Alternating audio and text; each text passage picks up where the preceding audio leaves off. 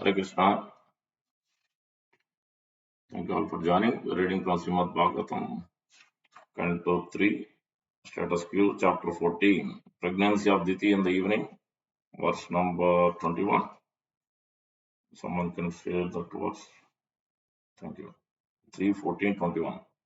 Om Namo Bhagavate Vasudevaya. Om Namo Bhagavate Vasudevaya. Om Namo Bhagavate Vasudevaya.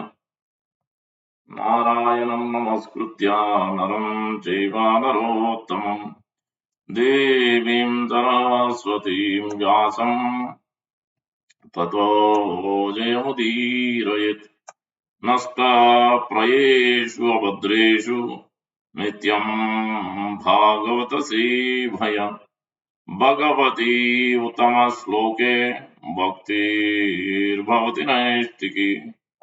Hari Om Tatsat. 3:14:21.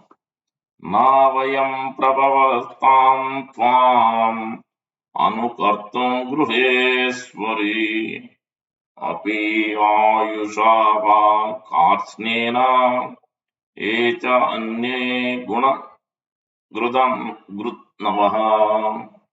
Navayam prabhavastam tvam anukartum gruheswari api ayusa va karsnena echa anye guna grutnavaha.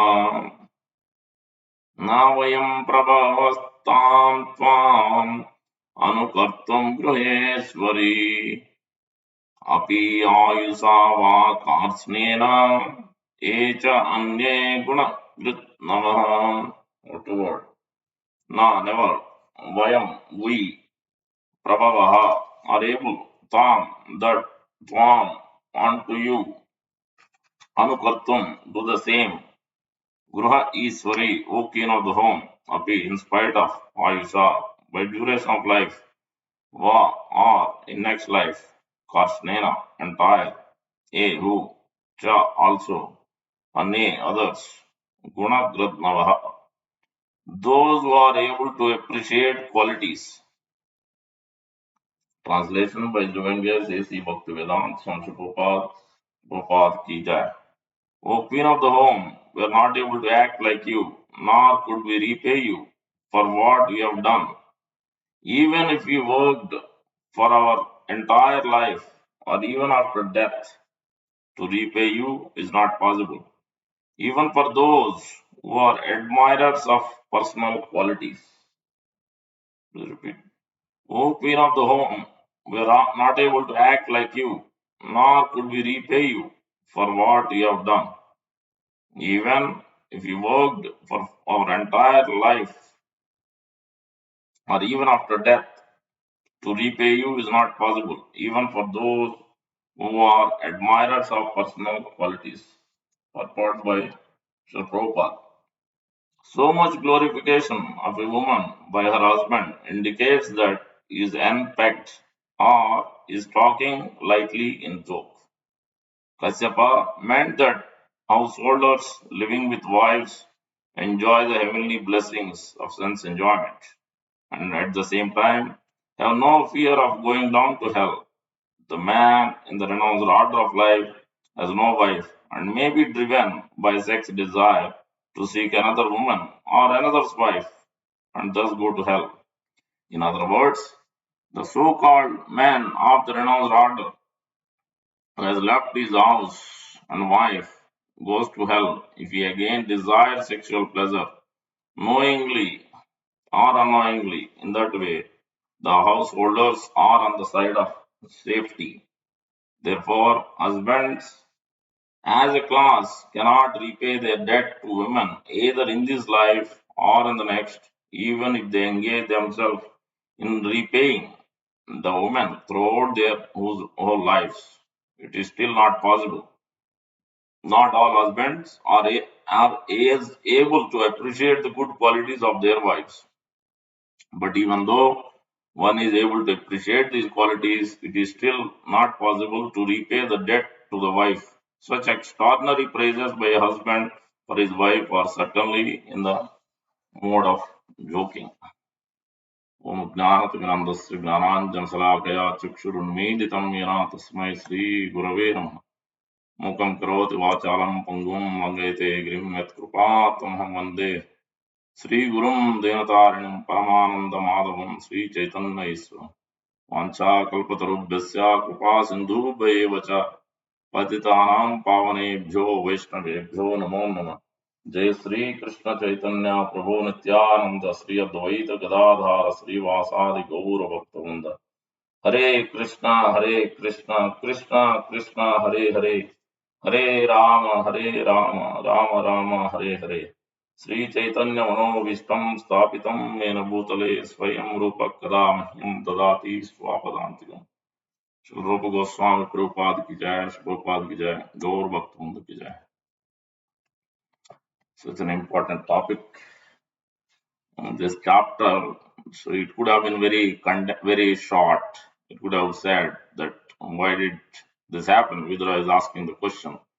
So why Hiranyaksha was born? So why Lord Varaha they killed? So all this, it could have been very short, 1 verse, 2 verse, but this chapter is included, directly giving the title Diti's pregnancy in the evening, and everybody can understand if you are in the right mood. So pregnancy in the evening, which is not a right time.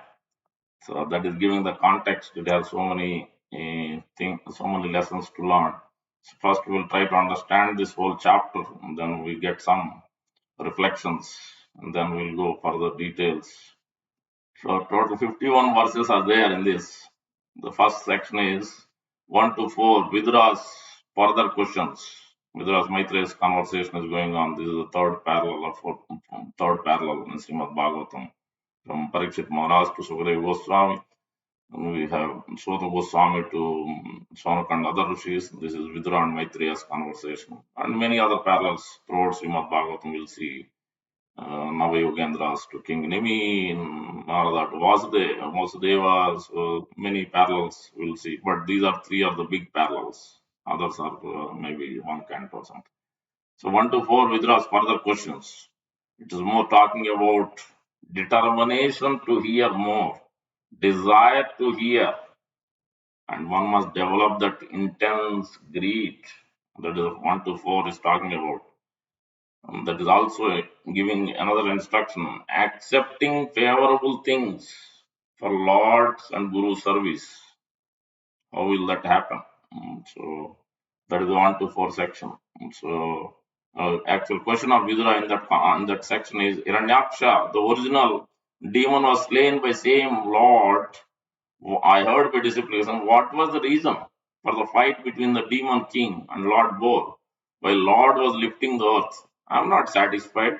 Please speak more and more to a devotee who is faithful, is very humbly submitting. So extraordinary personality, Vidura Mahajan. So Yamraj is appearing as Vidura. Now, second section is 5 to 6 is source of liberation.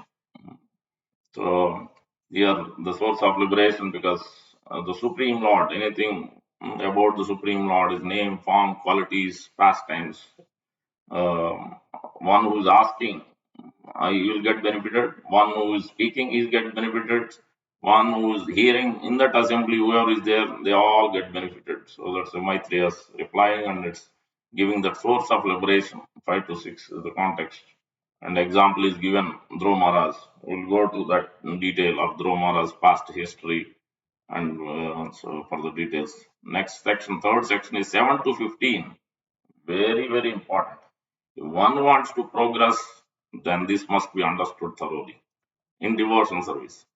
The 7 to 15 is called Asat Trishna.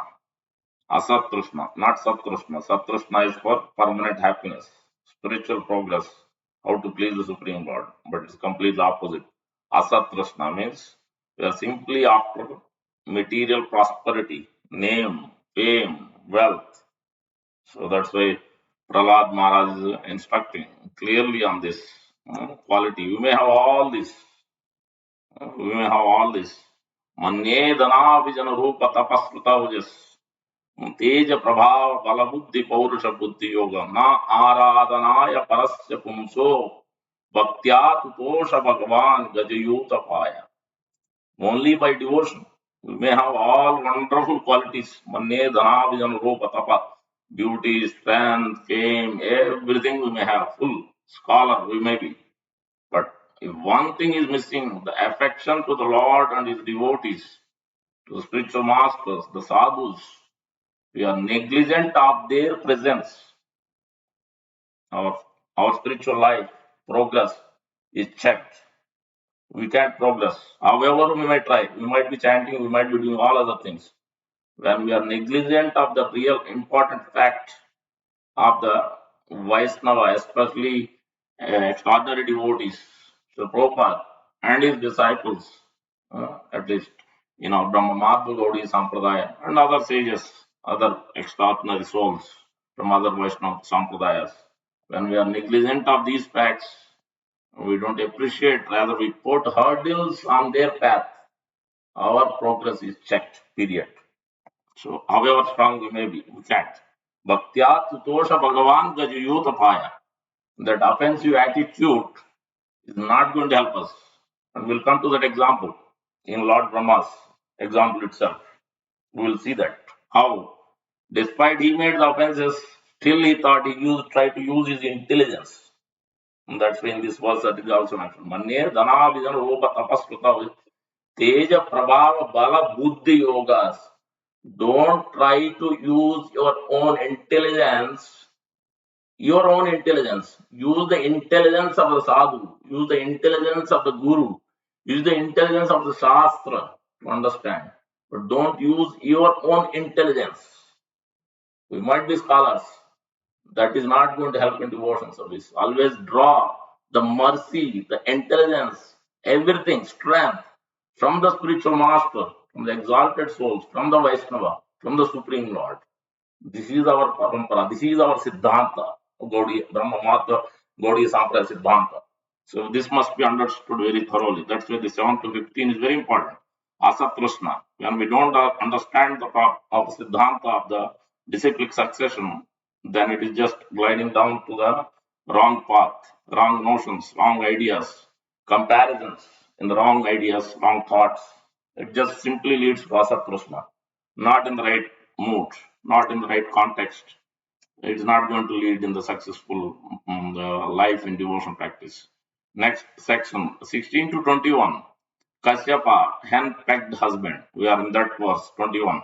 Hen-pecked husband. Prabhupada is clearly speaking in this purport also. Hen-pecked husband. Next section, 22 to 23. Inauspicious time. We're also talking about how to be patient, how to be tolerant, and wait for the right time. First, deserve it. First, earn the qualification, then desire it. Don't jump the gun. So that is the context here, 22 to 23. Next section, 24 to 29, glorification of Lord Shiva. Kashyapa is not ordinary soul. Means we are trying to make the lessons. In my last class also I mentioned, don't misunderstand when I mentioned about Kashyapa is not strong as Vidura, because if you read Krishna book, as Prabhupada recommended, every day and night we have to read. So that is another reason. If we don't follow Prabhupada's prescription, our progress cannot be, we cannot progress. Morning we have to hear Bhagavatam, evening we have to read Bhagavad Gita, and night before sleeping Krishna book. This Prabhupada has given. This is medicine. If you don't take medicine when we have serious problem, what will happen? We can't cure the disease. So we have the biggest disease of this birth, death, old age disease. How are we going to cure it if you don't follow? So Prabhupada has spent his whole life giving this medicine, but we are not able to take it. Yes, 1 day, 2 days we might miss, that's fine. But at least our endeavor must be there to follow this process morning, evening, and night. So one must take advantage.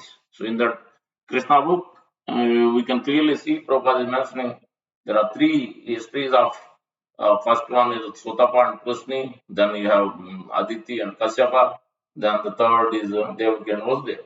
You have performed so much pious credit, heaps and heaps of pious credits, and that's why in through these three lifetimes you have performed so many pious credits. So that's why I'm appearing. You have asked for this benediction to appear to have the son as myself. So that's why I'm appearing. So Lord Himself is saying, Prabhupada is describing in great detail. So that's why Kashyapa is not ordinary. We are just trying to learn the lessons from these specific incidents. That's why before coming to the highest perfection of 10th canto, all these details are given, especially in the status quo, because our progress is checked. We are in status quo. We are not able to understand how to come out of that. So before one can create their offspring and bring their in the right culture, their kids, then this must be understood. That's why these lessons, the letter, all this whole Canto 3 is that so many past tense, so many instructions, serious details are being given for us to understand. Any 16 to 21, the 22 23 in auspicious time need to wait patiently, and 24 to 29 is glorification of Lord Shiva, and then that is Kashyapa is glorifying Lord Shiva. When he talked about this is not the right time, Lord Shiva and all his associates are roaming around. This is not the right time. You will be offended. So then 30 to 36, and this is a further aspect. 7 to 15, we talked about Asat Krishna. 30 to 36, Kashyapa is mentioned. So the details: uncontrollable desire, strong urges, and further aspect is also third aspect of this section is repentance of a forbidden action. All these are very important for devotee, especially. One must have repentance of it because after making the offense, after making undesirable choices, then there should be repentance, like Dromara is repenting. Yes. But if we don't repent and we think we are great, we have done right thing, then why should I seek forgiveness? Why should I repent? Then we can't progress. So this is also important section for us. 37 to 41. Results of union at inauspicious time or polluted minds or another title, negligence of orders. Negligence of the orders of spiritual master, negligence of the order of the exalted souls. So, and the Supreme Lord. So, generally, most of the time, 99.9% coming through his representative. We are not like Prahlad Maharaj or the Pandavas directly receiving orders from Supreme Lord. So, Prabhupada would be receiving from his Guru and from Supreme Lord directly, or exalted souls, but we are not in that, at least I am not in that category. So, that 42 to 43, Diti's request for protection. Then 44 to 51 is Kashyapa's blessings or benediction, or another way to put it is a result of proper deliberation. And also another way to put it is glories of Prahlad Maharaj. So this is the way these sections are laid out for this chapter. Very, very important chapter. So when we look at this verse, as it is mentioned about this hen-pecked husband, yes, Prabhupada had mentioned that ideal grows the life, the wife and husband support each other, especially wife is helping in devotion service. That's great. This is the ideal grows the life. They don't need to take renunciation, they don't need to take sannyas. They can just continue on, just and take to the highest level of devotion practice and set that example. So and help others to be bring into that platform. So that is the ideal way. But here we have a lot of lessons to learn. So the first aspect we have to learn is asat trishna, the material enjoyment. Prabhupada talks about in different places. So the material enjoyment means utilizing the intelligent for the sake of rupa, rasa, gandha, shabda, sparsha, or form, taste, smell, sound, and touch in giving pleasure to our body, but rather not giving pleasure to Guru or the Supreme Lord. So this is what the material enjoyment means.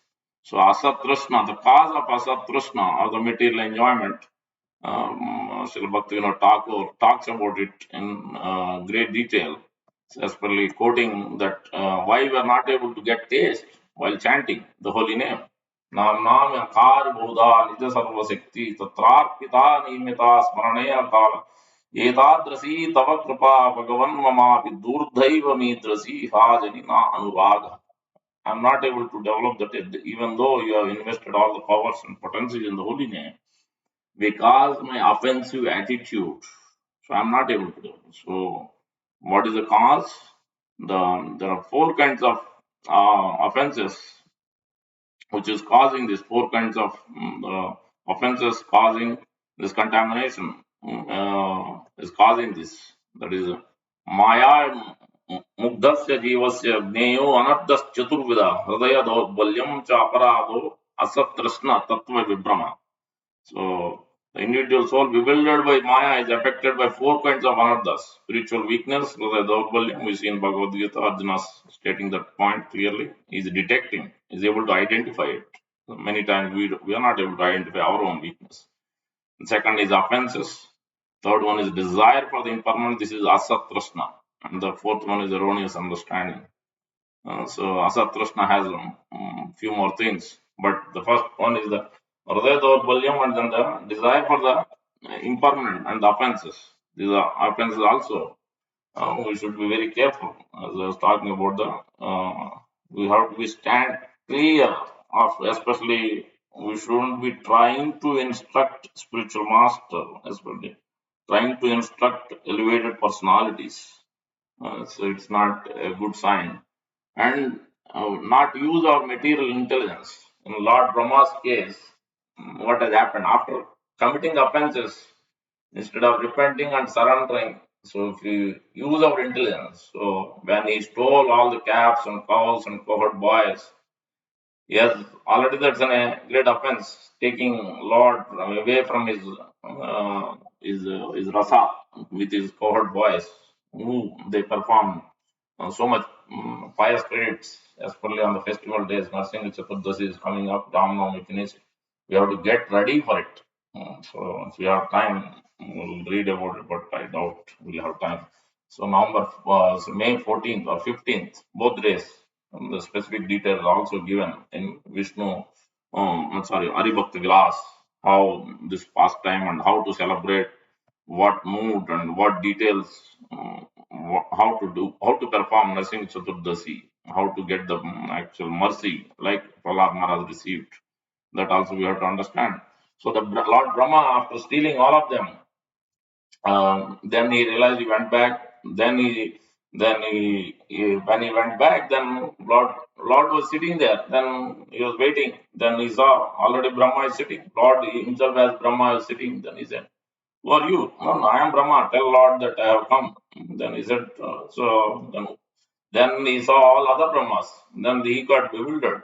He thought, I am the only Brahma. Then, not only that, then when he came back, then he saw that in the cave where he hid. So then he saw they're all there. Then when he came out, and then he saw that Lord is there. Still, he expanded of all of the cows and cohort by. Then he saw all of them are there. Then he realized he was very much perplexed and understood what's happened. Then he thought it's a great offense. I had to take now. How can I go in front of the Lord with this offense? Then he was trying to think and offer. Then he thought, okay, let me. Then what he did is Lord Krishna was going every day with his old boys after taking his meal, and he is washing his hands in Uddhav Kund. So then he used his intelligence to use his offensive mentality rather than directly surrendering. Then he used his intelligence again and trying to come out of this offensive attitude. Then he thought, okay, since Lord is coming every day to Uddhav Kund and washing his hands, let me stay as come as a fish, become a fish, and then take his uchista. Then automatically I will be purified of the offense. That's what he did. Then Lord specifically that day so what did he told all the court, today we will not wash the hands in Uddhav Kund. We'll take out. We'll wash outside of the Uddhav Kund. So then he learned the lesson. So Lord Brahma tried to use his intelligence. So that's why We should not use our material intelligence, our own scholarship and intelligence in trying to serve the Guru, serve the Supreme Lord. Rather, we should draw that intelligence, strength for every service. Before we start any service, we should ask for strength, we should ask for intelligence, how to do that particular service, whether it's cooking or garland or deity worship, whatever service. We must seek that mercy and strength. Otherwise, it's not going to yield right result. So progress is not going to happen. So that is an important aspect. So many category of offenses. And then Asat Krishna, we see that Bhaktivinoda Thakur further talks about this Asat Krishna is also the four kinds. Is, Akileshu Aistuna Para Trikeshu Chaistuna Subi Bhut Vancha Mokshucha Prati Asat Trishnas Chaturvida, desires for this worldly or next worldly pleasures, for mystic powers and liberation are the four kinds of Asat Trishna.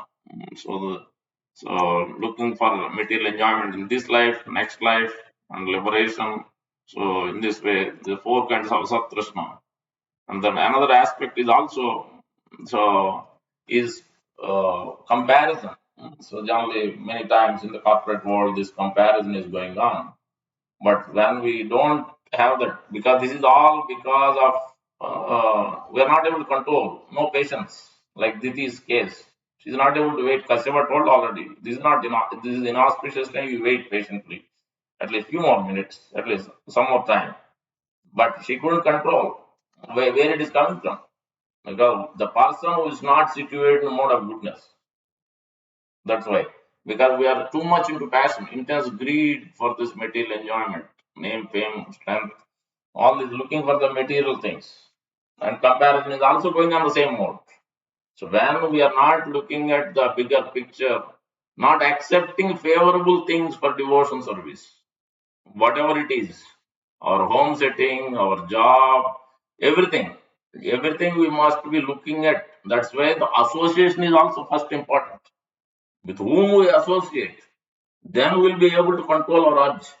When we associate with those who are able to control the urges, when we hear from Sri Prabhupada who is able to control, then we will also get some, we'll be able to get the power by with the drawing from Sri Prabhupada.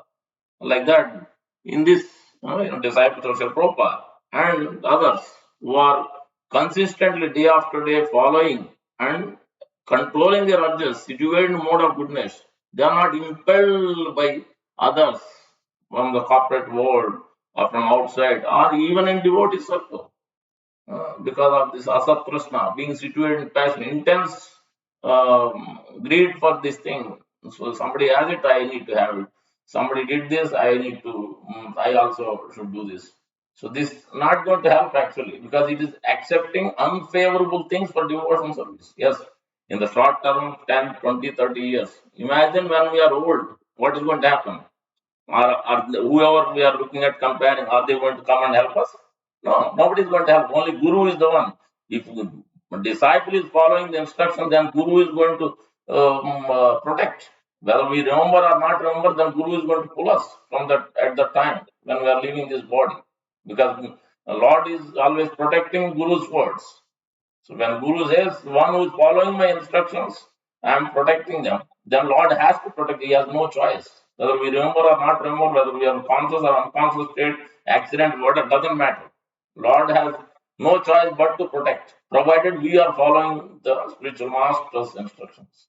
But if we don't follow, we are after this comparison of all worldly things, and then we are after this passion, not looking at the actual real goal, ultimate goal. What's going to happen at the end of life, when we are old, when our body is not strong, all the senses are weak, this Asat Krishna, then it will be great danger at that time. We will be thinking of all the other things only. We cannot think at that time because of this Asat Krishna for many years. In the last moment, we can't think of actually a real thing. So that's it requires a tremendous practice. So that's why the three gates of hell is mentioned. And then Prabhupada is giving that example that how one must be just like if one is trained by karma, Lobha, Krodha, etc., they can be transfigured by Krishna consciousness. In other words, one can utilize kama, lust, for serving Krishna. Being impelled by lust, an ordinary worker will work hard day and night. Similarly, this is very important instruction. Similarly, a devotee can work hard day and night to satisfy Krishna. Just as karmis are working hard to satisfy kama, krodha, lobha, a devotee should work in the same way to satisfy Krishna. Similarly, krodha, anger, can also be used in the service of Krishna. When it is applied to the non-devotee demons, Hanumanji applied his anger in this way. He was a great devotee of Lord Ramachandra and he utilized his anger to set fire to the kingdom of Ravana, a non-devotee demon. Thus, kama, lust, can be utilized to satisfy Krishna, and krodha, anger, can be utilized to punish the demons. When both are used for Krishna service, they lose their material significance and become spiritually important. You see that instruction. So just like all others are working day and night to get the name, get the strength, get the especially wealth, because all others have it. I should have it. Others have it. I should have it. Whether it's car, gadgets, electronics, you name it, everything. We all know this. We are in this corporate world. So this is what is happening. So that's why we must follow the example of, especially being in this Ram Navami aspect. Where the Hanumanji's pastime, we see that when the Ravana captured, when Hanuman entered into Lanka, and he was in Ravana's palace and created a great havoc, and then they captured somehow. Then this is what happened. So when Ravana heard of the massacre, he simply glanced at his son Aksha, who was seated close by, being eager to fight. The prince understood his father's indication and jumped up from his seat in the assembly. After mounting his chariot, which was drawn by 8 horses and could travel through sky, Aksha went to the Ashoka grove. At a distance, he showered arrows upon Hanuman. Then, after coming close, a fierce duel took place. Aksha was very powerful. While witnessing the encounter, the earth began to quake. Sun became dim. The wind ceased to blow. Hmm. When Aksha managed to pierce his hand with these 3 arrows, Hanuman began to expand his body. The young prince was childishly proud of his strength, so he fearlessly came before Hanuman like an elephant approaching a well that had become covered by grass. After being struck with Aksha's arrows, Hanuman assumed an awesome form and leaped into the air. Aksha closely followed him while constantly releasing his arrows, but Hanuman dodged them while soaring through the sky. When an arrow pierced his chest, Hanuman mentally praised the skill of his enemy and thought, although just as a young boy, this Rakshasa is fighting very heroically, and so I do not wish to kill him. On the other hand, as the battle progresses, I can see that his prowess goes on increasing. If I neglect him, I may end up being defeated. Therefore, I had better kill him at once. After all, a fire that is spreading should be extinguished as quickly as possible. While increasing his speed, Hanuman killed Aksha's horses with a slap of his hand. When the disabled chariot fell to the ground, it smashed into pieces. Taking his bow and sword, Aksha jumped out of the broken chariot and ascended to the sky like a rishi on his way to heaven. After quitting his material body by the power of mystic yoga, Hanuman dexterously caught Aksha by his legs, however, and after spinning him around and around, he dashed him violently to the ground with all his limbs broken and his chest crushed. The son of Ravana gave up his life while vomiting blood. Mm. So in this way, we can see how so even the Indrajit, so many people couldn't stand against Hanuman, but finally um, came and tried. All these Rakshasas came and tried Hanuman with strong ropes, and while doing so, they abused him with very harsh words. But as soon as Hanuman was tried, the effects of Brahmastra became nullified, for that weapon could not tolerate the coexisting with another means of bondage. Thus, Hanuman allowed himself to be tied up by the Rakshasas and he pretended to feel great pain. Just so he would have the chance of meeting Ravana. Indrajit could see how Hanuman was feeling bondage after being freed from the influence of the Brahmastra. Indrajit thought to himself, Hanuman's capture has been rendered useless by these thoughtless Rakshasas. Now that Brahmastra has been nullified, it cannot be invoked against the same adversary. While Indrajit was pondering the matter in this way, the Rakshasas dragged Hanuman into the presence of Ravana, excitedly speaking against themselves. Who is this monkey like creature? Someone questioned while others angrily shouted. Kill him at once. Eat him up. Let's roast him. Seeing Hanuman tied up in front of him, Ravana asked his minister to do the interrogation. In reply to their questions, Hanuman said, I am a messenger from Sugriva, the king of Vanaras, who sent you to his best wishes for your welfare. The noble minded Sugriva hopes that you are conducting yourself according to the religious principles and that as a result, your kingdom is prospering. Hanuman was certainly angry at having been captured, and the knowledge that Ravana had kidnapped Sita surely inflamed his rage, and yet he gazed upon the king of Rakshasa who was seated upon his crystal throne. Hanuman thought, with Ravana's charm, presence of mind, courage, splendor, and auspicious bodily characteristics, he would have surpassed even Indra in glory if he had not become averse to righteousness. So, in this, it goes on. Already it's 7:05. I'll stop, but we can see how Lord Hanuman had used his power, used his everything, strength and everything in his anger against these demons, against Ravana and all his men. And he's talking clearly. He's averse to righteousness. This is what anything against religious principle, using the passion, we are not able to control our urges because of wrong association, wrong choices we make in life. We are not looking at the end result, end goal. So that's why we are coming to very quick decisions, quick comparisons. So this is what is making us go in a wrong direction, not able to actually progress, and our progress is checked. So much more to talk about, but I'll stop here. Thank you very much, Hare Krishna. Indra Srimad Bhagavatam ki jai, Gopal ki jai, Gaur Bhaktan ki jai. So Canto 3, Chapter 14, verse number 21 we were discussing. So now vayam prabhavastam tvam anukartum gruhesuri api ayusa va karsnena yachanye gunagradnavaha. O Queen of the home, we are not able to act like you, nor could we repay you for what you have done. Even if you work for our entire life or even after death, to repay you is not possible, even for those who are admirers of personal qualities. So we discuss on this point of the three gates of the hell, Kama, Krodha, Lobha, and how Hanuman has used Prabhupada is instructing how Kama and Krodha can be used in the service of the Lord. And we'll read from beautiful narration from Ramayana here.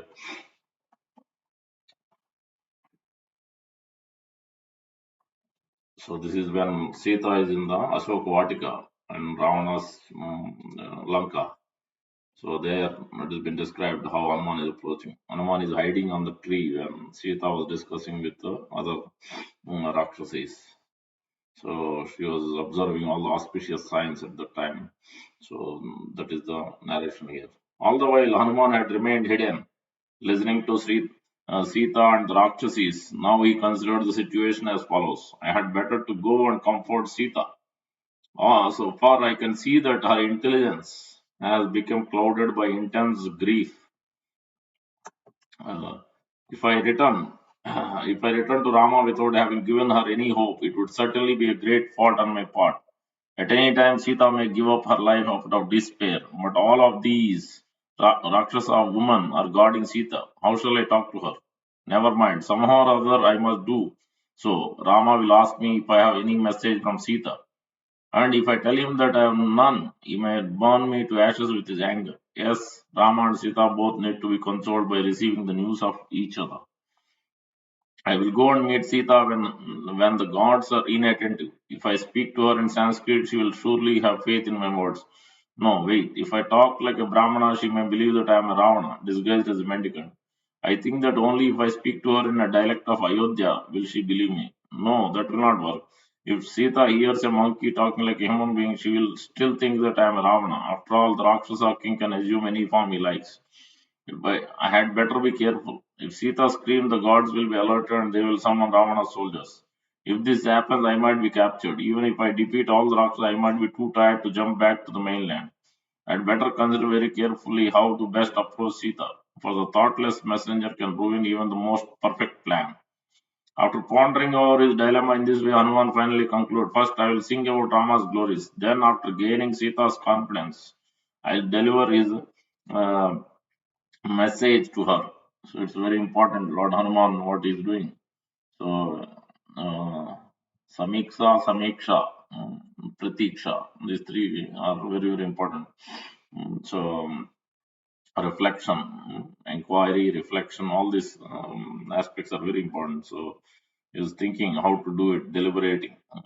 While remaining concealed within the tree branches, Hanuman recited as follows, loud enough for Sita to hear.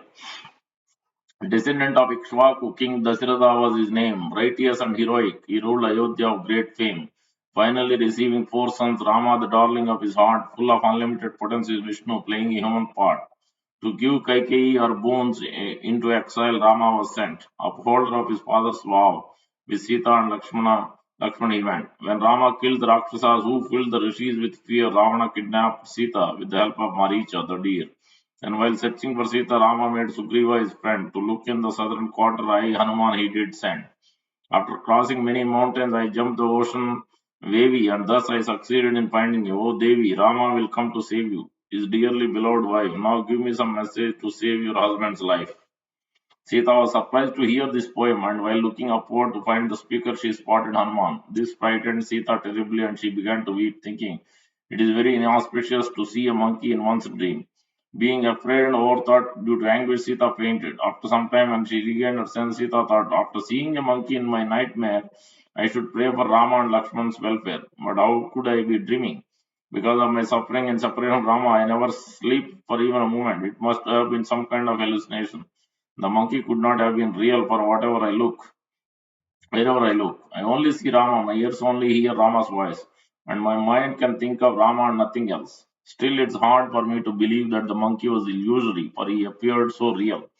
Hanuman came down from the tree while standing before Sita with folded hands. He inquired, who are you? You seem to be a goddess.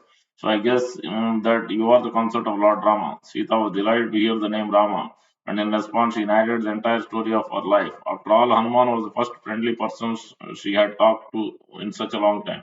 In conclusion, Sita explained, Ravana has given me just 2 more months to live. If Rama does not come here before that, I will voluntarily give up my life. Hanuman became more confident because Sita was talking to him. He said, I am an envoy from Rama. I can assure you that he is quite well. Rama has sent me here to locate you and he inquires about your welfare. Sita was delighted to hear this. And in great happiness, the two continued conversing for some time. But as he became engrossed in Sita's talk, Hanuman gradually inched closer to her. When she saw this, Sita became seized with the thought that the monkey might be Ravana in disguise. She suddenly explained how disgusting it is that I have been tricked into talking to you. While sinking to the ground, exhausted, because Sita's mind took another turn. She considered, I do feel some kind of delight seeing this monkey. Perhaps my suspicions are false. Maybe he is really the messenger of Rama. After composing herself, Sita once again spoke respectfully, saying, please tell me more about Rama. Your descriptions of him are very pleasing to my ears and heart.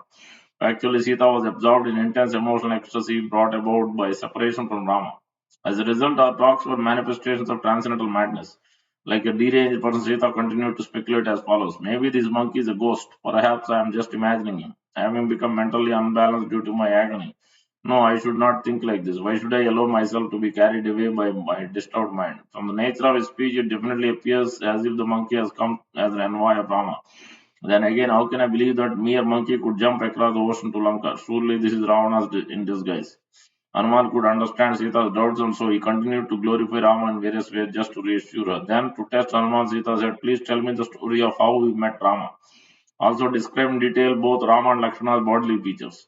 In reply, Hanuman very nicely described Rama and Lakshman. Then he said, I met the two brothers at the Rishyamukha mountain. When Rama saw the jewel that he had dropped in the midst of monkeys while being carried away by Ravana, he became overjoyed so that tears fell from his eyes. To establish an alliance of friendship with Sugriva, Rama killed Vali. To repay this favor, Sugriva initiated a great search for you all over the world by sending out millions of monkeys. Now, by good fortune, I have located in this remote place.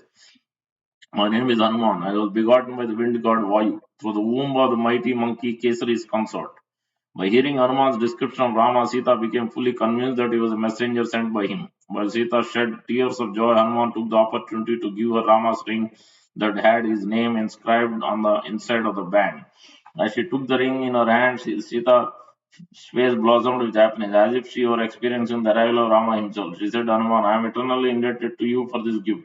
You are so magnanimous to have come here for my sake. Please tell me more about Rama. With folded hands, Hanuman replied, it is only because Rama does not know where you are that he does not come and rescue you. Without you, Rama does not have even a moment's peace of mind. Rest assured that as soon as I return and inform Rama of your presence here, he will immediately come and kill Ravana. Sita urged, you must make Rama understand how urgent it is that he come quickly, for after 2 months Ravana will kill me. Ravana's younger brother Vibhishna had repeatedly pleaded with him to return me to Rama. Vibhishna's elder daughter Kala told me how an old and wise minister named Avindhya had warned Ravana of the imminent destruction of the Rakshasas by Rama. Still, Ravana does not listen to this kind advice. Hanuman says, if you like, I can immediately bring you to Rama by carrying you to Kishkinda on my back. I am sure that the Rakshasa could not keep up with me as I fly across the ocean. Sita was thrilled with the prospect, but still she replied, your proposal seems to be perfectly in line with the frivolous character of monkeys. How can someone so small even think of carrying me across the ocean? Hanuman was a little offended by this remark. He thought how little Sita thinks of me. To convince Sita of this problem, Hanuman revealed his gigantic form and boasted, if I like, I can uproot the entire city of Lanka with Ravana and carry it back to Rama. Give up your doubts. Sita admitted, you are certainly strong enough to carry me across the ocean, but still I do not think that this is a good idea. What if I became faint as you dash through the sky and fall from your back into the sharp crocodile infested water? What if the Rakshasa rally and attack you? You'll be fully engaged in fighting with them. So what would happen to me? Even if you kill all the Rakshasas, this would diminish Rama's reputation. Hanuman, I am completely devoted to my husband, so I do not want to touch the body of anyone but him.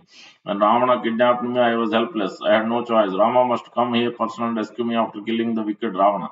This act alone would be worthy of enhancing his glorious reputation. Hanuman replied, I appreciate your sentiments, which are just befitting the chaste and righteous wife of Lord Rama.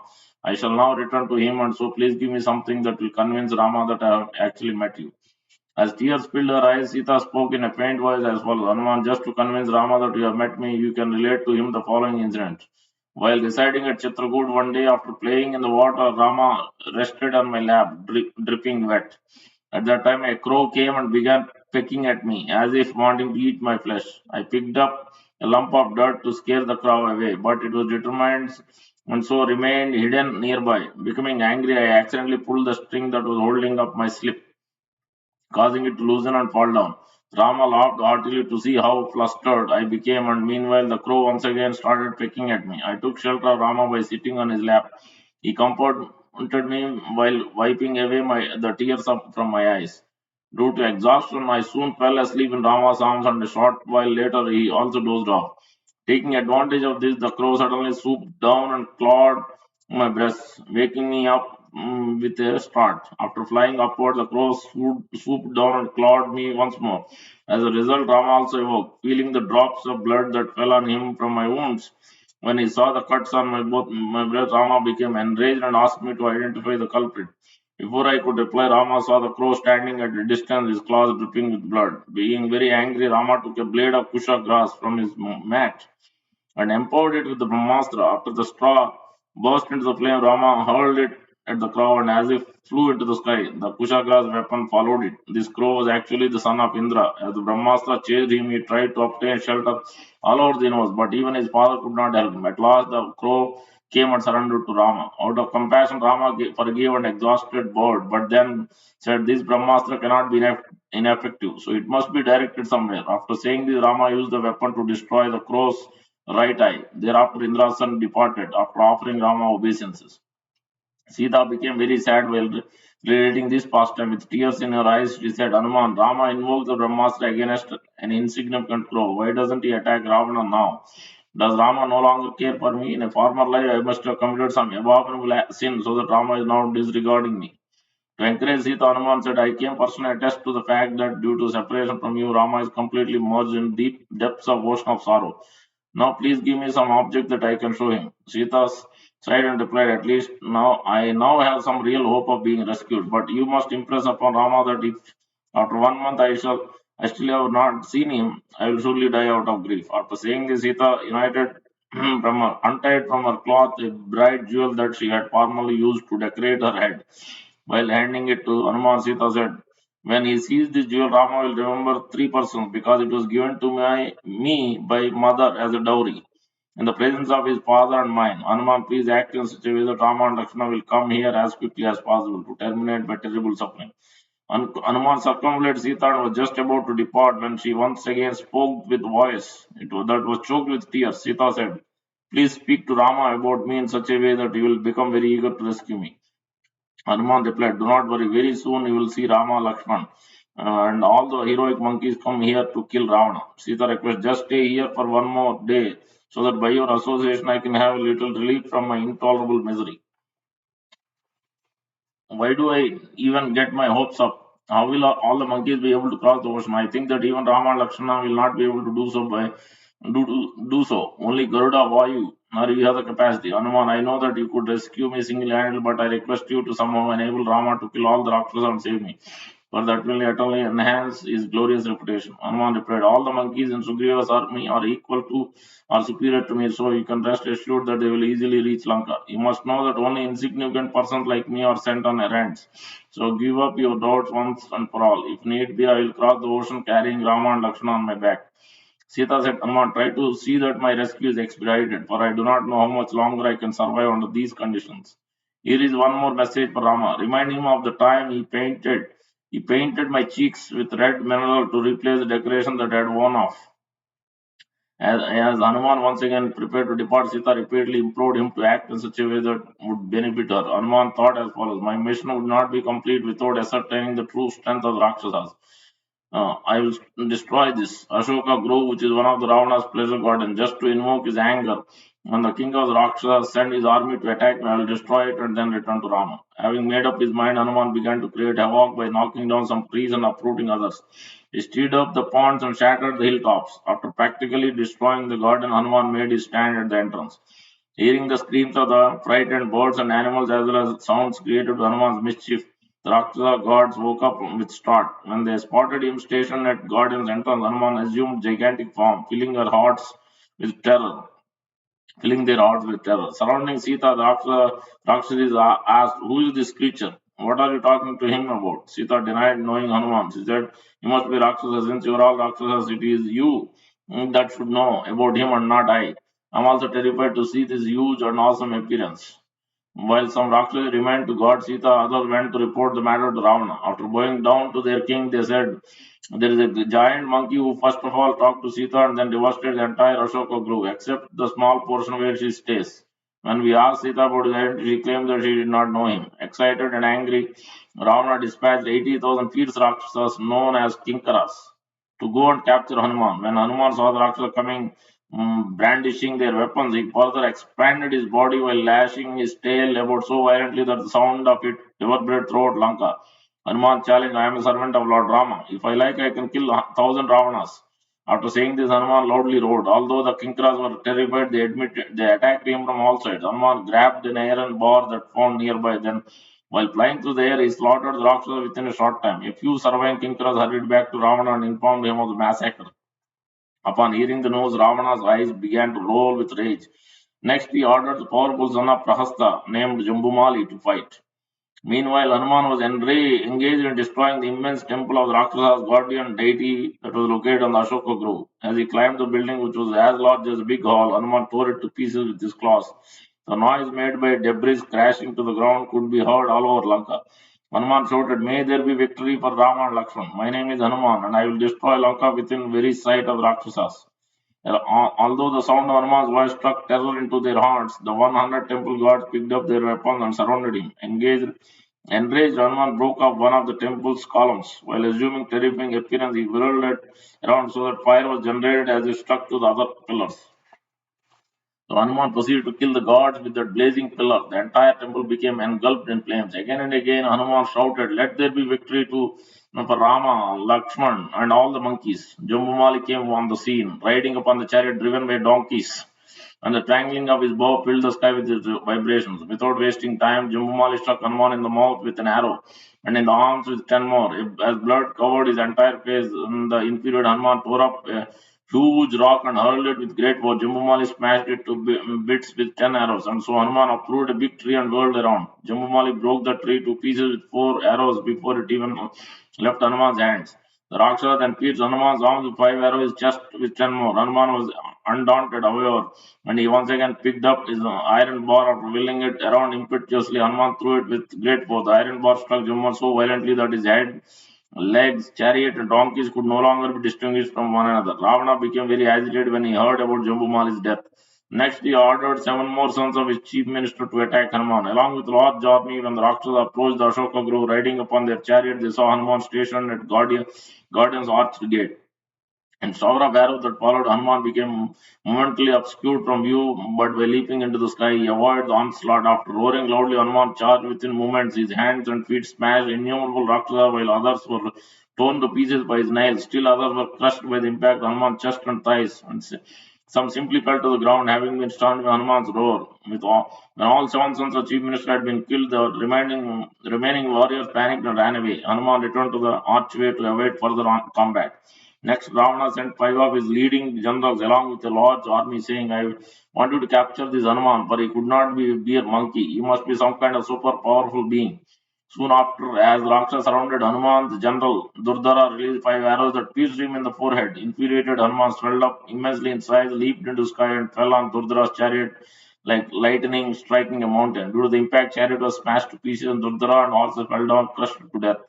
Enraged at the death of their comrade, 2 other generals named Virupaksha and Upaksha suddenly sprang into the air and struck Hanuman in the chest with their clubs. Undaunted, Hanuman swooped down and uprooted a tall sal tree, then struck the 2 generals dead. The 2 remaining generals, Prakasha and Basakarna, came before Hanuman, piercing him with their spear and dart. Although covered with blood, the enraged Hanuman tore off the peak of the nearby mountain along with all its animals and trees, pounded 2 Rakshasas to pulp. With the 5 generals out of the way, Hanuman effortlessly began destroying the rest of the army. He killed the horses by wielding other dead horses and crushed the elephants with the help of the other elephants. Hanuman struck dead warriors with other slain soldiers and he smashed their chariot by brandishing pieces of broken chariot. After covering the ground with innumerable mutilated bodies, Hanuman once again stationed himself at the garden archway. When Ravana heard of this massacre, he simply glanced at his son Aksha, who was seated close by. Being eager to fight, the prince understood his father's indication, jumped up from his seat in the assembly. After mounting his chariot, which was drawn by 8 horses, could travel through the sky. Aksha went to the Ashoka Grove. At a distance, he showered arrows upon Hanuman. Then, after coming aside, fierce duel took place. Aksha was very powerful. While witnessing the encounter, the earth began to quake, the sun became dim, wind ceased to blow. See how Lord Hanuman is using his power. His anger to kill all this, bringing joy to Mother Sita and Rama. When Aksha managed to pierce his head with 3 arrows, Hanuman began to expand his body. The young prince was childishly proud of his strength, so he fearlessly came before Hanuman like an elephant approaching a well that had become covered by grass. After being struck with Aksha's arrows, Hanuman assumed an awesome form that leaped into the air. Aksha closely followed him while constantly releasing his arrows, but Hanuman dodged them while soaring through the sky. When arrow pierced each, Hanuman mentally praised the skill of his enemy and thought, although just a young boy, this Rakshasa is fighting very heroically, so I do not wish to kill him. On the other hand, as the battle progresses, I can see that his prowess goes on increasing. If I neglect him, I may end up being defeated.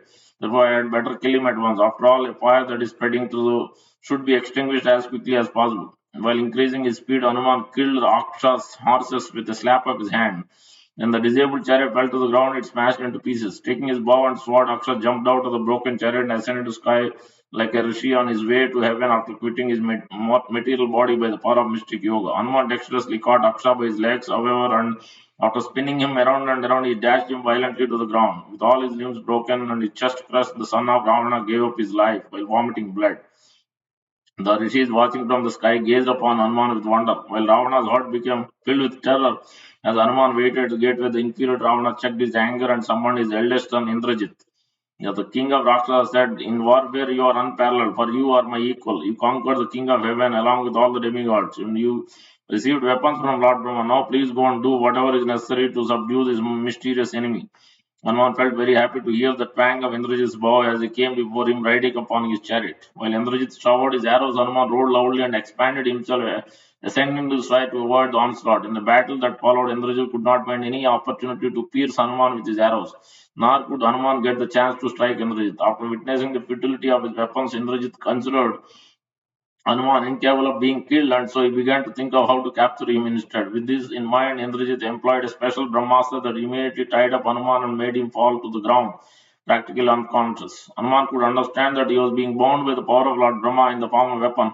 At the same time, he could remember how he had received a benediction from Lord Brahma that such a weapon would lose its effectiveness a short while after being invoked. Because of this, Hanuman thought, I cannot free myself just now, but still I have nothing to fear. Instead of considering this to be set back, I should take it to be a good opportunity to see Ravana firsthand. Even though I have been captured, I am confident that by the benediction of Lord Brahma, I will be able to free myself before long. Some Rakshas came and tied Hanuman with strong ropes, and while doing so, they abused him with harsh words. But as soon as Hanuman was tied, the effects of Brahmastra became nullified, for that weapon could not tolerate coexisting with another means of bondage. Thus, Hanuman allowed himself to be tied up by the Rakshasa and pretended to feel great pain, just so he would have the chance of meeting Ravana. Indrajit could see how Hanuman was feigning bondage after being freed from the influence of Brahmastra. Indrajit thought to himself, Hanuman's capture has been rendered useless by these thoughtless Rakshasas. Now that the Brahmastra has been nullified, it cannot be invoked again against the same adversary. While Indrajit was pondering the matter in this way, Rakshasas dragged Hanuman into the presence of Ravana. Excitedly speaking among themselves, who is this monkey like creature? Someone questioned, while others angrily shouted, kill him at once, eat him up, let's roast him.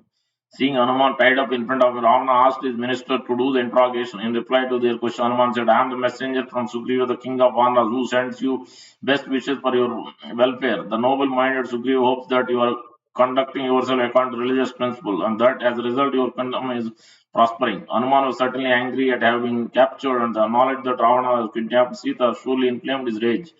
And yet, as he gazed upon the king of the Rakshasas who was seated upon his crystal throne, Hanuman thought, with Ravana's charm, presence of mind, courage, splendor, and auspicious bodily character, he would have surpassed even Indra in glory if he had not become averse to righteousness. Ravana was also agitated and angry, but at the same time he felt apprehensive while looking at Hanuman. He anxiously wondered, is this Nandi, bull carrier Lord Shiva, who previously cursed me when I mocked him? Or is this Bana, the king of Asuras, disguised as a monkey? Prahasta Ravana chief minister assured Hanuman, if you simply tell us the real reason why you have come here, we will let you go. Hanuman replied, as a curious monkey, I came here to meet Ravana, but I knew that the insignificant creature like me would have a very hard time getting the king's audience. So I destroyed the pleasure garden, hoping to be captured and brought to the real assembly. I never wanted to harm anyone, but when the Rakshasa soldiers attacked, I was forced to kill them in self-defense. Long ago, I received benediction from Lord Brahma that I cannot be bound by any weapon or ropes.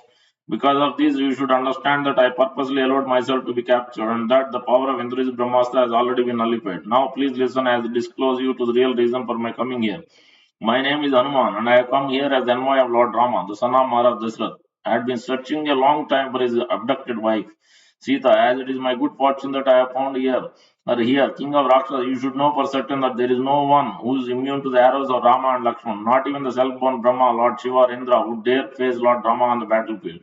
Ravana, you are conversant with religious principle. One who is actually wise would never court disaster by giving up the path of virtue. Please take my good advice and give Sita back to Rama before it is too late. For previously you had become immune to death at the hands of demigods and asuras.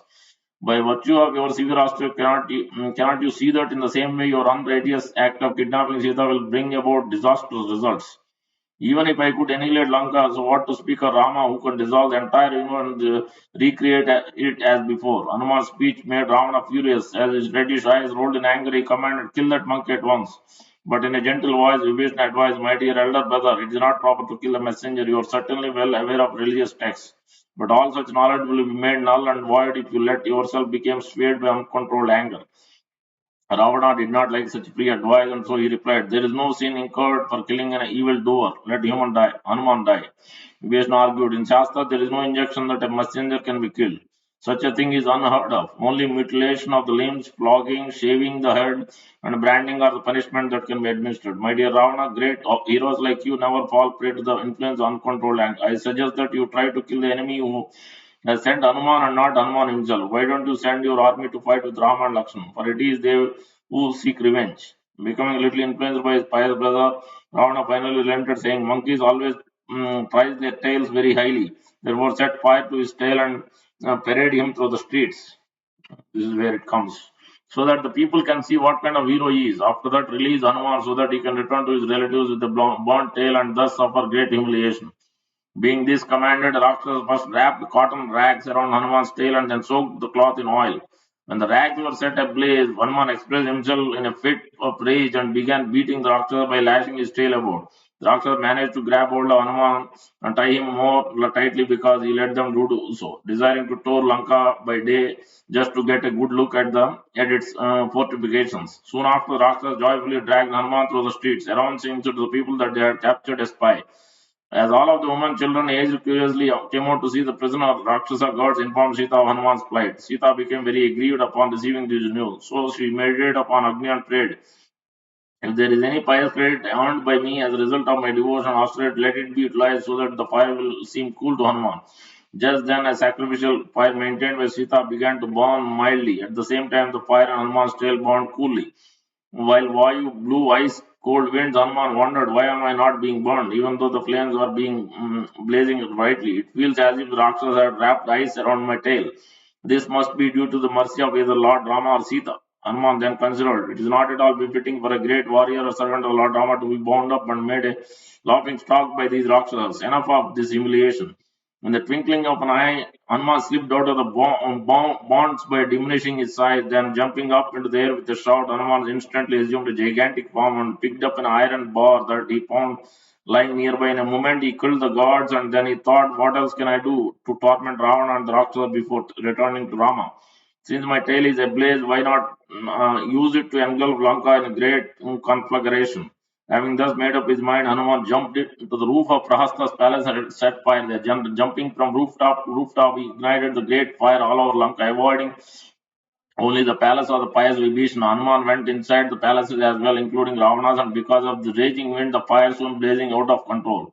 As the upper stories of the palace crumbled and crashed to the ground, intense heat melted the gold and silver, which then mixed with pearls and jewels flowed out into the streets like a lava. There was a great uproar among the Rakshasas as they tried in vain to save themselves and their possessions. Anguished cries grew louder as multitudes of Rakshasa horses, elephants were burned. Due to the fat from the burning bodies, the fire blazed up higher and higher, so that it appeared to be the time of universal devastation. In a state of panic, the inhabitants of Lanka exclaimed, is this Agni himself ravaging our city in the form of monkey, or is it Indra or Brahma, time personified, or the unlimited energy of Lord Vishnu, who has come here to destroy us all? Finally, after circumambulating the entire city, Hanuman paused for a moment as he gazed upon ravaging fire. He felt great satisfaction. Hanuman then began to think about returning to Rama. So he first went to put out fire on his tail by dipping it into the ocean. But as he once again turned to look at the fire that consumed Lanka, Hanuman suddenly became filled with terrible apprehension while listening to the screams of dying Rakshasas. What a fool I have been set to fire Lanka. Hanuman thought, what if Sita has also been burned? Oh, just see the result of uncontrolled anger, which is the most simple condition of the living entity because it causes him to act indiscriminately. What is there that an enraged man will not do or refrain from saying? A person under the sway of anger can murder his own guru or parent and insult the great souls. Only one who has learned to control his anger actually deserves to be called a human being. If I have caused Sita's death, then I have killed my master as well, and so I shall have to give up my life as an atonement. To hell with the foolish nature of monkey that produces action both of passion and anger, because passionate acts always give uncertain results, and in this case, I may have become the cause of the mass destruction. If Sita had died, Rama and Lakshmana will no longer be able to live. Then, one after another, Bharata, Citrugna, Sugriva, and many others will also give up their lives. Without the shelter of these exalted persons, all other living will gradually become disinterested in life. Thus, it may be that I have unwittingly caused the destruction of the entire world. But as Hanuman lamented in this way, he saw some auspicious omens. He then concluded the virtuous Sita could not have been harmed. After all, by the mercy of Lord Rama, even I was not burned by the fire. So, what to speak of his beloved consort? The purity of Sita's character alone is sufficient to protect her. The strength of her austerities, her devotion to truth, and her dedication to Lord Rama are more powerful than fire. The Siddhas, Charanas, and other celestials had been praising Hanuman for his heroic exploits. Now, to reassure him, they informed him that Sita was safe and sound. Overjoyed and relieved, Hanuman rushed to where Sita was staying.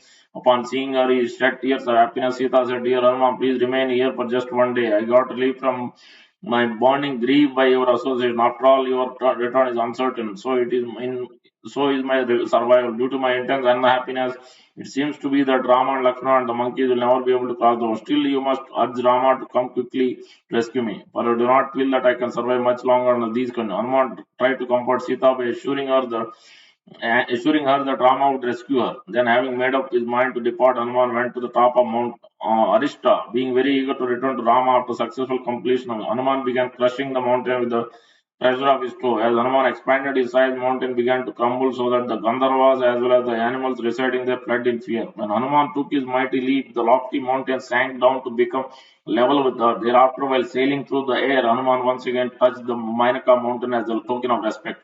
At last, as he approached Mount Mahendra, Hanuman began roaring in jubilation while waving his tail, for he was very anxious to meet his monkey friends. As they heard Hanuman roaring, all the monkeys waiting on the shore became very eager to catch a glimpse of their hero. Jambavan said, judging him from his exuberance, Hanuman must have been successful in his mission. All the monkeys excitedly jumped from tree to tree and mountain peak to mountain peak, waving their claws. While Hanuman finally came into the view, they stood up and folded hands to watch him descend upon Mount Mahendra. In this way, you can see how Lord Hanuman used, and also one more pastime about how irreligious act will work. How irreligious we must be always engaged in righteous acts. Yes, Shastra Vidhanante, Karya Karyam Vijanata. One must know what to do, what not to do. Follow the religious principle, and nice pastime is there in Ramayana. Just quickly read. After a fierce fight, Surata released an arrow that fell upon Shatrughna's chest, making him fall unconscious. Seeing this, the other warriors supporting Shatrughna fled. Sugriva then challenged King Surata. Soon, Surata was able to bind Sugriva with weapon presided over by Lord Rama.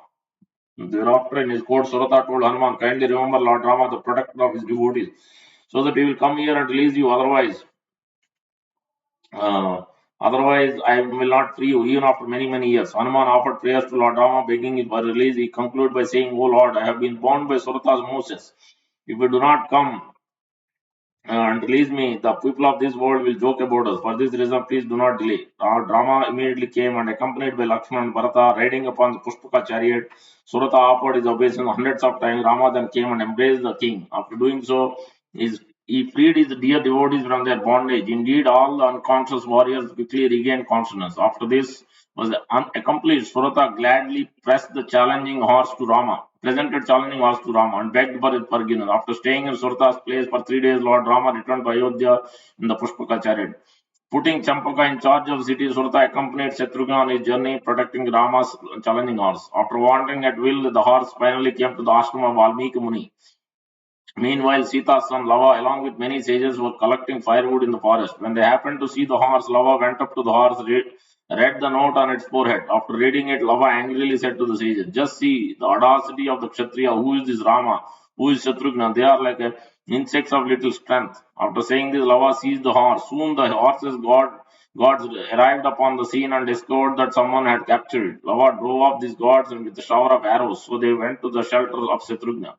When Shatrughna heard from his gods about how the challenge horse been captured by a boy who had like the likeness of Rama, he quickly had his commander Kalajit array the army set out. Thus Kalajit went to challenge Lava. After a fierce battle, Lava cut off Kalajit's head with his sword. The survivors went and informed Shatrughna of their commander's death and the defeat of army. Shatrughna next sent Pushkala to fight. After an intense duel, Pushkala fell from his chariot unconscious onto the battlefield. Having been pierced in the chest by Lava's arrow, next Hanuman came to challenge the enemy. Thereafter, while fighting, Hanuman found Lava to be unconquerable by him, so he decided to pretend to be faint, so that Shatrughna could take his place. Coming before Lava, Shatrughna saw that he appeared just like Rama. And he said during the fight that followed, Lava made Shatrughna fell unconscious onto the floor of the chariot. And so the king, Surata, Veeramani, as well as others entered the fray soon thereafter. When Shatrughna regained consciousness, he again approached Lava to fight. When Shatrughna put a blazing arrow upon his boasting, Lava remembered his brother Kusha, thinking, if my brother were here, I would not be humbled by Shatrughna. That arrow struck Lava in the chest, made him fall unconscious. Shatrughna went and took a unconscious Lava into a chariot. Some students of Valmiki went and told Sita about all that happened. Upon hearing how her son had been arrested, she fell to the ground weeping. Just at this time, Kusha returned to Valmiki ashram, having gone with some sages to the place of pilgrimage. Upon seeing his mother overcome with grief, Kusha inquired about the cause. After hearing everything from his mother, Kusha set out to encounter the enemies. Soon thereafter, Shatrughna engaged in fighting with Kusha. Before long, a powerful arrow struck his chest, making Shatrughna fall unconscious onto the battlefield. Hanuman came to fight with Kusha, but as he also soon lost consciousness. Sugriva fought next, but was bound by Kusha's weapon. Lava and Kusha then tied Hanuman and Sugriva together and dragged them back to Valmiki's ashram. Later, when Sita saw how Hanuman and Sugriva were bound up by her sons, she laughed at them. She told her sons, "Untie these monkeys immediately. They will die if they see me laughing at them. This is Hanuman and this is Sugriva." Sita told Lava and Kusha that they should not have captured Rama's challenging horse. He informed them that Rama was their father. In reply, Lava and Kusha said that for Kshatriya there could be no question of sin even if sons fight with their father or disciples fight with their preceptor. Still, Lava and Kusha obeyed their mother by releasing Hanuman and Sugriva as well as challenging horse. Sita then prayed to Rama and that Shatrughna would regain consciousness, and quickly this was accomplished. Sumati then advised Shatrughna that since the horse was now free, they should return to Ayodhya as quickly as possible. When he heard the arrival of challenging horse and protectors, Rama sent Lakshmana to welcome his brother. Thereafter, Rama happily embraced Shatrughna and Pushkala, who had fallen at his lotus feet. Finally, Rama's request, Sumati narrated him all that happened as the challenging horse wandered over the earth. As a result of hearing the narration, Rama came to understand that the two boys residing at Valmiki's ashram were his sons. Rama then went to Valmiki and asked about the boys. In reply, Valmiki said, "How is it that you, who live in the heart of the all men, do not know about this without asking?" Valmiki related to Rama all that had happened after Lakshmana had abandoned Sita in the forest. He also explained how he had composed Ramayana and then taught it to Lava and Kusha. Valmiki requested Rama to take Sita back to Ayodhya along with Lava and Kusha. Thus it came to be that Rama sent Lakshmana to bring Sita back, and so she came and sat next to him for the performance of horse sacrifice. The sage Agastya handed Rama the consecrated sword, and instantaneously as the sword touched his neck, the horse assumed a divine form. This is the Ashwamedha Yajna, the horse. Now, this is the main thing I was mainly mentioning about the religious principles and not following religion. The horse assumed a divine form and got into celestial aeroplane. When questioned by Rama, the divine person explained, "In my last life, I was a righteous Brahmana, but later on, I acted in a manner opposed to the Vedas." This is the point. Indeed, I become hypocrisy personified, for I practice religion duplicity. Once Durvasa Muni came to the river bank where I was practicing my so-called austerities with the intent of fooling the people.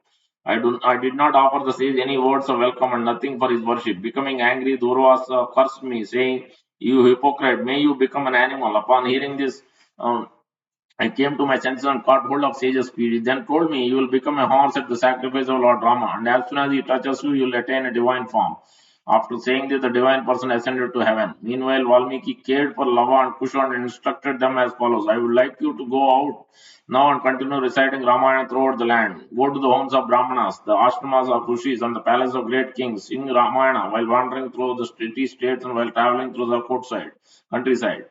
First, I want you to go to Ayodhya. If Rama invites you to recite Ramayana before the assembled Brahmanas, do so. Do not accept any payment, but simply say what good is gold for those who simply subsist on fruits and roots." If Rama inquires, "Whose sons are you?" then reply, "We are Valmiki's disciples." Sing the verses of Ramayana very sweetly and make sure that nothing displeases the king, for he is considered to be like father of all living beings.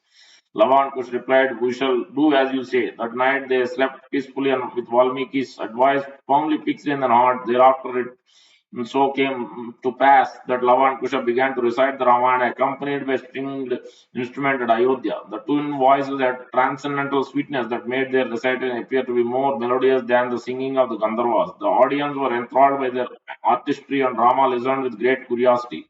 Turning to one another, people remarked, "Except for their matted hair, deerskin dress, these boys exactly resemble Lord Rama." When Lava and Kusha suspended their recitation for some period, Rama ordered Lakshmana, "Give these noble-minded boys 20,000 gold coins, costly garment, whatever else they may desire." But when these were offered these gifts, Lava and Kusha refused them, saying, "What is the use of gold of ascetics who live on the fruit and roots?"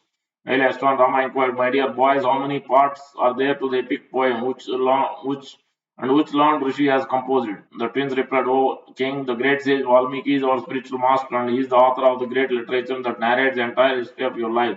The poem consists of 6 parts and one additional part describes your concluding pastime. If you so desire, we will recite the entire Ramayana during the intervals of your great sacrifice." Thereafter, Rama listened with unbounded pleasure as Lava and Kusha recite Ramayana for many days. At last, Rama positively concluded these must be the twin sons of Sita. There is no doubt about it. Rama's heart melted with a great affection for his sons. Finally, after considering the matter very deeply, Rama called for messenger to of impeccable etiquette and gave them the following order. Rama said, "Go at once to Valmiki's ashram and tell him this.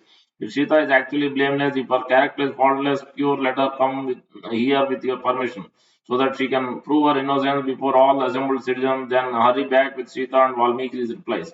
Let Sita come tomorrow at dawn, establish truth of her chastity in my presence." When Sita heard Rama's message, she could not accept the proposal, for she considered such a public trial to be a great humiliation. Finally, after coming to a firm decision in her mind, Sita, dressed in a reddish cloth, and started out for Ayodhya along with Valmiki. A large crowd had gathered from all the corners of Koshala kingdom. In fact, all the demigods headed by Lord Brahma as well as other celestial and great rishis came to witness the trial of Sita's purity. Valmiki then arrived, followed by Sita, her head bent low and her hands joined supplication. Tears filled her large eyes, and Lord Rama with firmly fixed within her heart. While the assembled citizens restlessly murmured in anticipation, Valmiki approached Lord Rama and said, "O son of Dasratha, here is an impeccably righteous Sita whom you abandoned out of fear for public scandal. She has come here to prove her purity, thus she awaits your command." Rama, I, who has never uttered a lie, make the following declaration. If Sita is tainted by even a slightest guilt, may the results of my accumulated austerity prove to be eternally fruitless. Although you loved Sita deeply and were convinced of her innocence, you discarded her out of fear of public opinion. But by my spiritual vision, I can understand Sita's perfect purity, so I have come here to proclaim this truth before you. Rama gazed upon Sita for a moment, then he announced to the same, "So be it. I accept that as truth all that the great Rishi has said. Previously, the demigods had testified to Sita's purity, so I happily brought her back to Ayodhya. Still, people began to criticize me, so with great reluctance, I sent her away. Now I have decided that if Sita can prove her innocence before this assembly, I shall once again accept her as the wife that I dearly love." Everyone fell silent and fixed their eyes upon Sita, who stood with her gaze lowered and her head being bent slightly downward. After a short pause, Sita began to speak within the hearing of all assembled there. Sita said, "O goddess of the earth, please hear my petition. It is since the time of my marriage I have never thought of anyone but Rama, if I have never loved any man but my husband, then grant me shelter in thought, word, and action. If I have only dwelt in Rama and no one else, then give me a place within you, so that I need not experience the shame of facing these slanderous people." As Sita was speaking, the earth suddenly opened, and from out of the crevice, the goddess Bhumi majestically arose, seated upon a celestial throne that was borne by divine serpent. The goddess smilingly welcomed Sita and took her in her arms to seat her on the throne by her side. As all beings in the sky and on the earth looked in astonishment, the celestial throne began to descend into the bowels of the earth. There was an uproar of all beings, uttered exclamations of wonder, praising Sita, the glorious confirmation of her purity. From the heavens, the demigods showered flowers while singing, playing on musical instruments. After Sita disappeared from sight, Rama picked up a staff that had been used during the sacrifice while leaning on it, great went to his intolerable grief. As tears filled his eyes and anger flared up with his mind, Rama lowered his head and declared, "Earth, you had better return my Sita immediately, or else open up once more so that I can be reunited with her. Sita is your daughter, and so I am your son in law. Give me Sita without delay, or I will crush your mountains, burn your forests, and then smash you into atoms." Lord Brahma said, "My Lord, please remember your identity. You are the supreme personality of Godhead. Lord Vishnu and Sita is the goddess of fortune. She has entered the planet of Nagas, and very shortly she will be reunited with you in your transcendental abode Vaikuntha. O Supreme Hero, Lord of the universe, sustainer of all that lives, why must I remind you of your divine presence? Rama, give up your grief and hear from your son's concluding portion of the great narration that describes your transcendental pastime. This epic poem, which was composed by Valmiki, will spread your glories throughout the three worlds for as long as the universe continues to exist." Yeah. This way we can understand this verse how so everything must be utilized for the Lord service. Asatrishna must be transformed into Satrishna. So thank you very much. Hare Krishna. Mandra Srimad Bhagavatam ki jai. Shri Rupa Goswami Prabhupada ki jai. Prabhupada ki jai. Gaur Bhakta ki jai.